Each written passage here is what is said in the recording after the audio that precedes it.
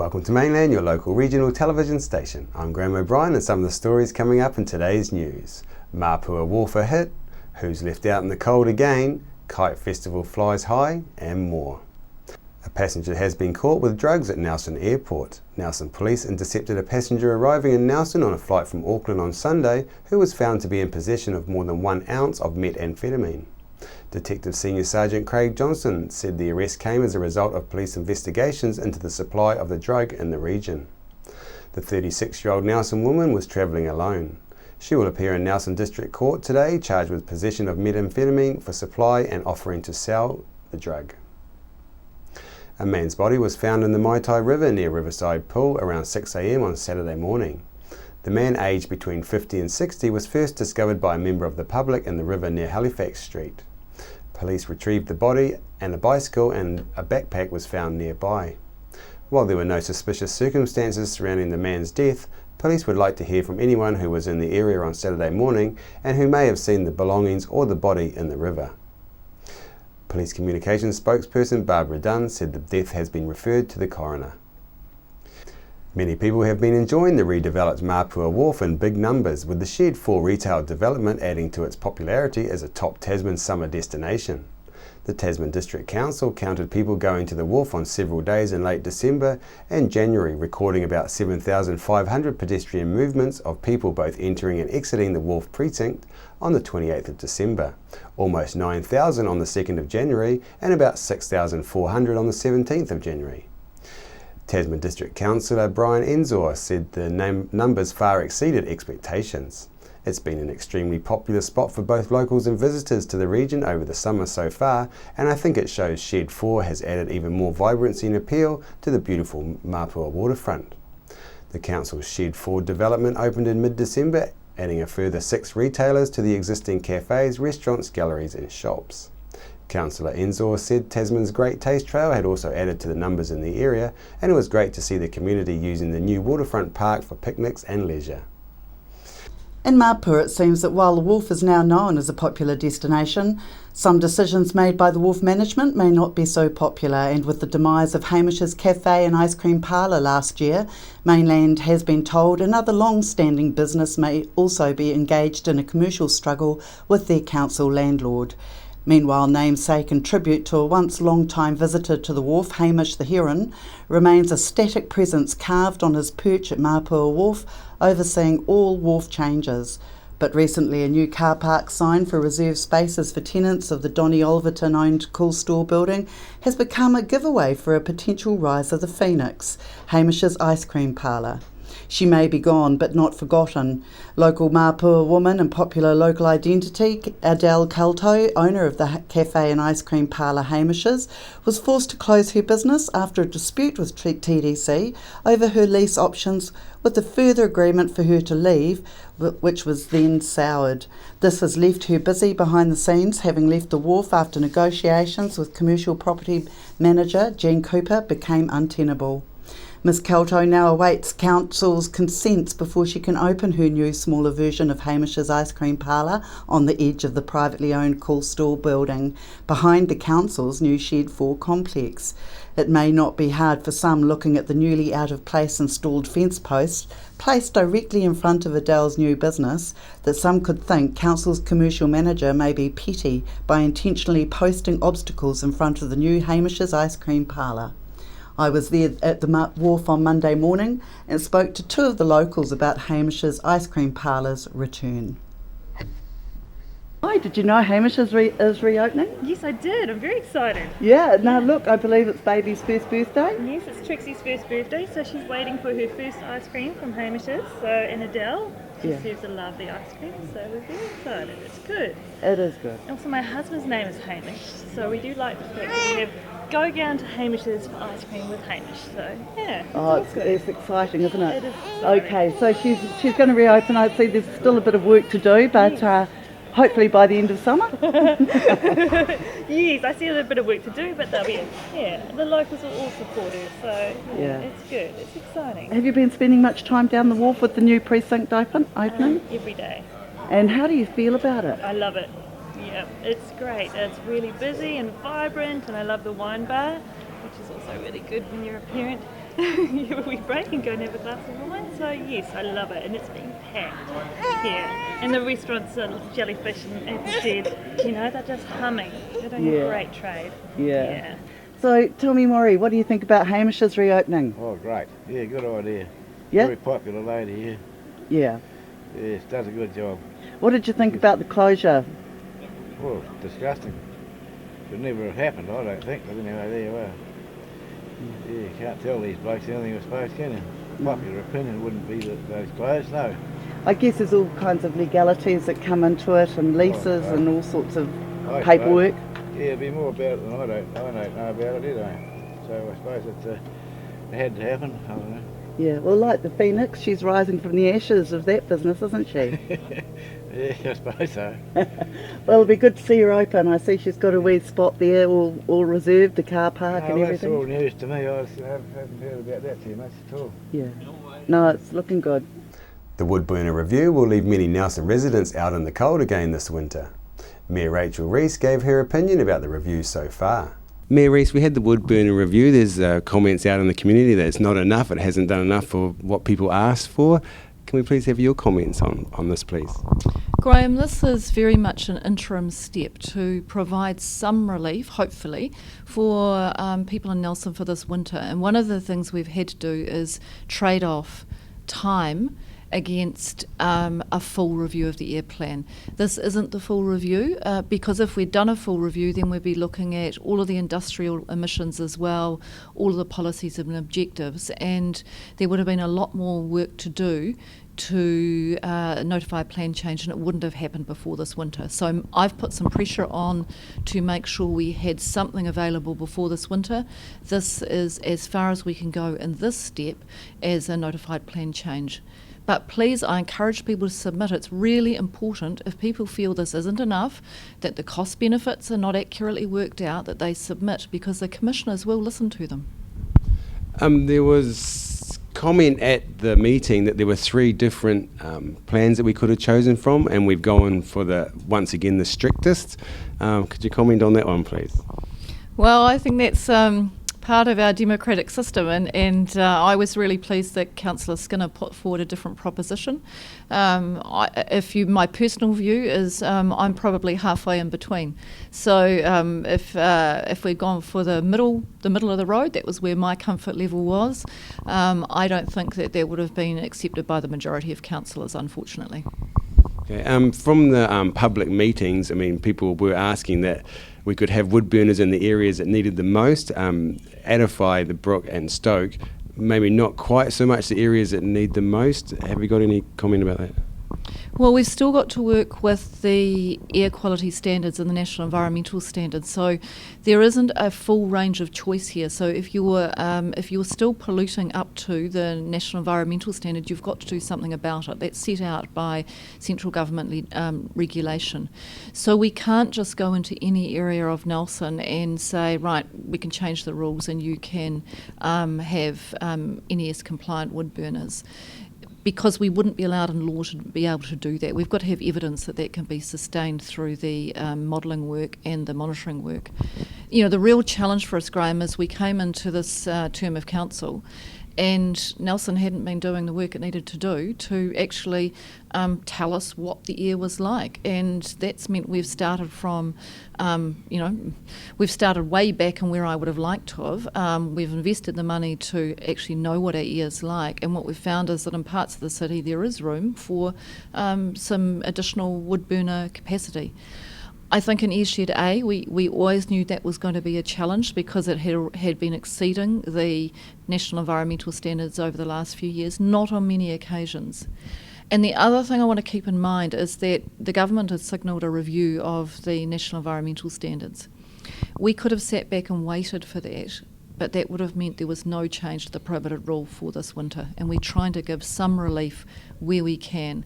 Long term, the national environmental standard hopefully, and I say that because I don't think it's a great standard, hopefully it's going to be based on more of an annual response rather than individual exceedances, and that might create quite a different scenario for other parts of Nelson City. Do you think it was a little bit of overkill putting in just ultra low emission burners, especially for the Adelphi area that's never breached and is quite quite a lot below the national standards. Could we not have just the normal wood burners in these areas, and maybe the ultra low emission burners in the areas that are nearly compliant? I had a good go at trying to get that, I can tell you, and so did Councillor Skinner. And what we have got at the moment is a survey out there. So where we got to with the technical advice from the air quality experts is we said we want a survey undertaken because we want to know how many people actually want a wood burner. And when they did the cost benefit, they were concerned that if they went for the NES compliant burner with the scenario we've got at the moment, that people would miss out. With the ultra low emission burners, the numbers are significantly more, 3-4 times more, the NES burners. But there is a survey out there at the moment, and I would really encourage people to fill out that survey, and I'd encourage them to fill it out really honestly. So if they are not ever intending to have a wood burner, please say so and send that back, because this isn't a survey where gaming it up helps, it's where actually gaming it up doesn't help. So the more people that say they want a wood burner, the less likely it is that we'll get an NES result. So what the staff are going to do is report back on that survey to the commissioners, and if only a couple of hundred people say they want a wood burner, then that may allow NES compliant burners to come into the mix. Sure. Oh, thanks for that. And if you can comment, Mayor, if the Victory Area Airshed A is so close to breaching as it is, should we stop any talk about having a road through there if it's so close and there's no capacity? I think that's where we're looking at, and those questions came actually to the officers at the meeting. One of the councillors asked him a question, and he said his answer to that question was, well, actually, no, I'm not too concerned about that. We're actually looking at different types of emissions, and I'd have to run a whole different scenario to tell you about particulates from vehicles. That would be a really different scenario. One of the things that I do know is that NZTA are running that work themselves, so that information will be there. Spokesperson for the Woodburner Lobby Group, Melissa Short, tells us why the group is feeling unimpressed with the current proposed plan change. Melissa, the Woodburner review started about 2 years ago when you took 800 signatures that you collected. How do you feel about the latest review and the latest episode in this continuing saga?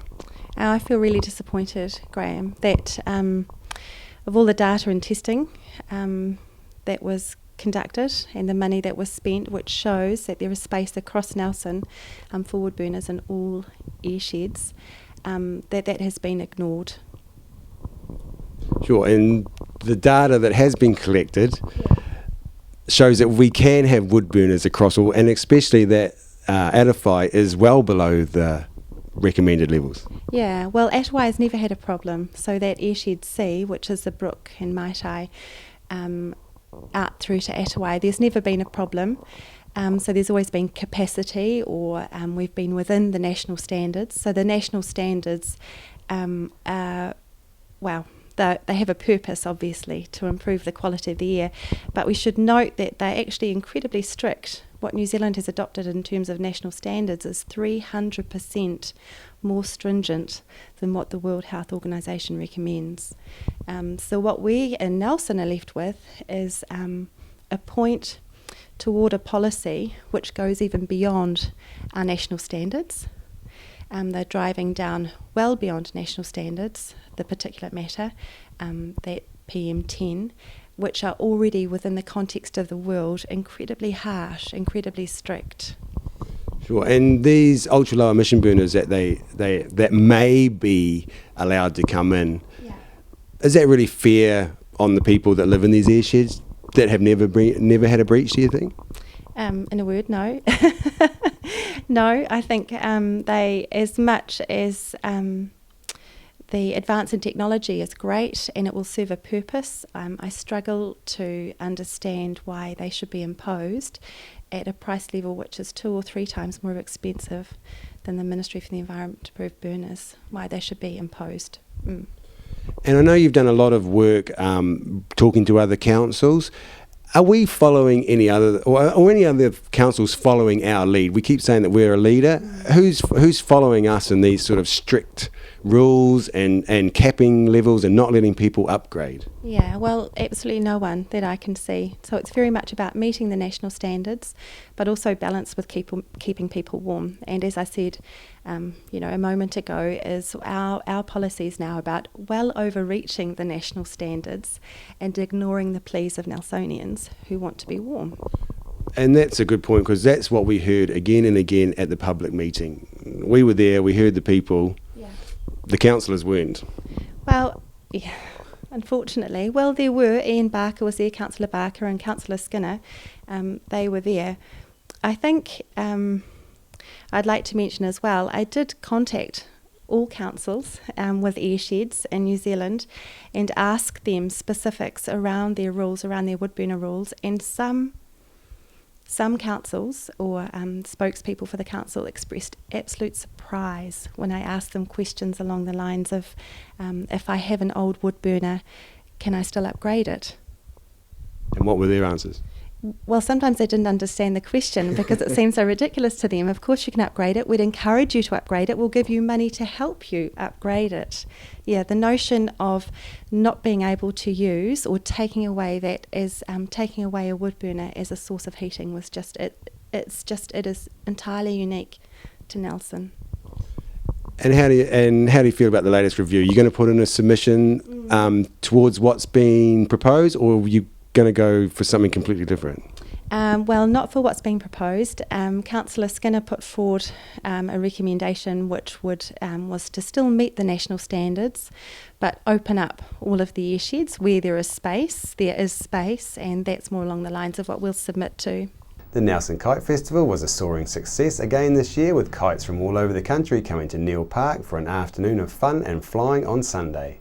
The festival attracted thousands of people from all over the region who also brought down their kites to take advantage of the strong sea breeze. The Nelson Railway Society were also hailing the day a success, transporting hundreds of people from the Kite Festival into Founders Park and back again throughout the day. After the break, we'll bring you the latest weather update and some events and happenings coming up from around the region. Are you looking for a scooter, walker, wheelchair, baby seats or pushchairs? Then come in and see the Nelson Region Specialist at Mobility for You, 269 Queen Street, Richmond, opposite the library. We have a huge selection of scooters, walkers, wheelchairs and accessories, along with a free booklet guide. We also provide a breakdown service if you ever get a puncture or a flat battery. We have fully equipped service vans to rescue you. Hi, I'm Robin Jordan and I invite you to call in and see the friendly team at Mobility for You, 269 Queen Street, Richmond, opposite the library. Welcome me hearties to Smuggler's Pub and Cafe, famous for hearty meals, craft ales and a friendly service way. Sensational seasonal menus with meals all day and evening too, or sail in for a snack with special menus for young smugglers and you. Settle in for a jolly old time, relax and enjoy our award-winning dining and lovely fine wine. Decked out in an old worldly way, we're open 7 days. Book or come on in to 8 Maitai Street, not far from a beach, walk or swim. Phone 546408. We're the team at JCar, right here in Nelson, 120 Hardy Street. Our shop is full of electronic items, including security alarm systems, electronic components, solar and power, electronics toys,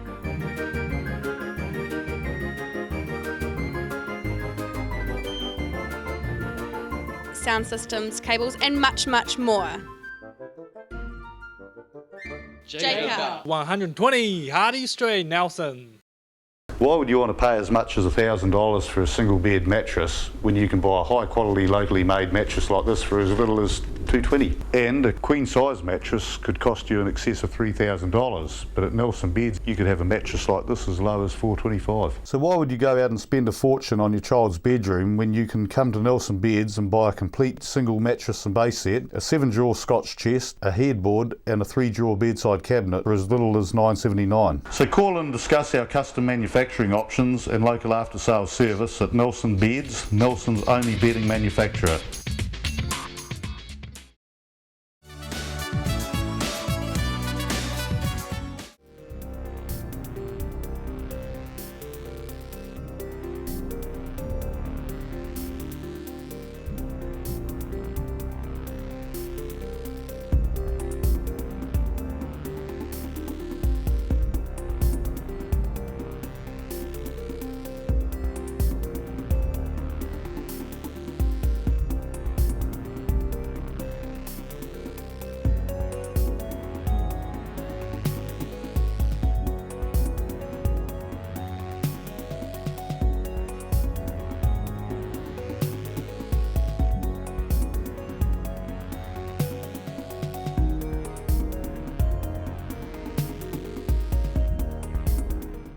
Victory 60 Plus is on Tuesdays at 1:30 through to 3:30 p.m. at 238 Upper Vanguard Street. You can join in for cards, games and a cuppa.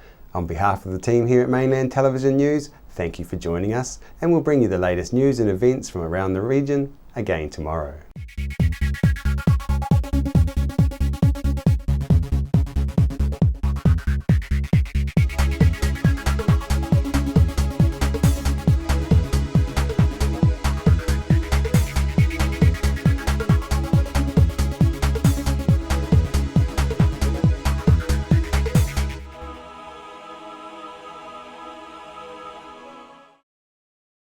Supporting local content so you can see more of New Zealand on air.